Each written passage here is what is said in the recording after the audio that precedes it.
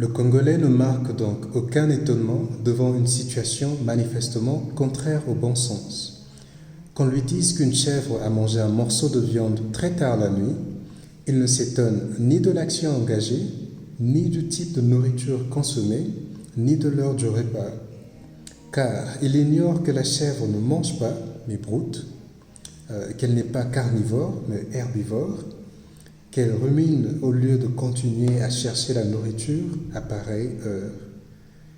Le Congolais se laisserait déterminer par des automatismes préétablis qui lui enlèvent toute autonomie de pensée. Il voit partout, à tort ou à raison, que des solutions désagréables. Il désire ardemment tout recevoir de l'autre, comme l'enfant qui attend principalement tout de sa mère. Donc protection, nourriture, amour. Donc si on ne lui donne pas, il pleure. Le Congolais vénère celui qui lui donne. Il lui colle des sobriquets pour se maintenir sous sa dépendance continue et continuelle. Preso, apesata late, donc c'est-à-dire président, il donne sans compter.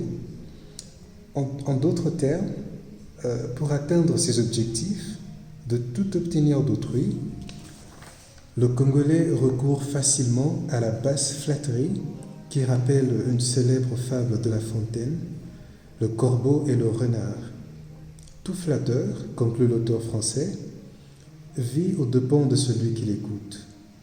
Donc, comme vous pouvez voir déjà, la première partie, ça nous parle déjà de la manière dont on s'étonne même plus des histoires qui n'ont pas de sens. Même si on nous racontait une histoire qui n'a pas de sens, on n'y réfléchit même plus, on n'analyse rien du tout et puis on absorbe sans même questionner quoi que ce soit. Et puis la deuxième partie, c'est aussi presque la même chose. Donc la pensée autonome, donc l'autonomie de penser, on n'a pas ça. On a toujours cette habitude de consommer tout ce qu'on nous donne.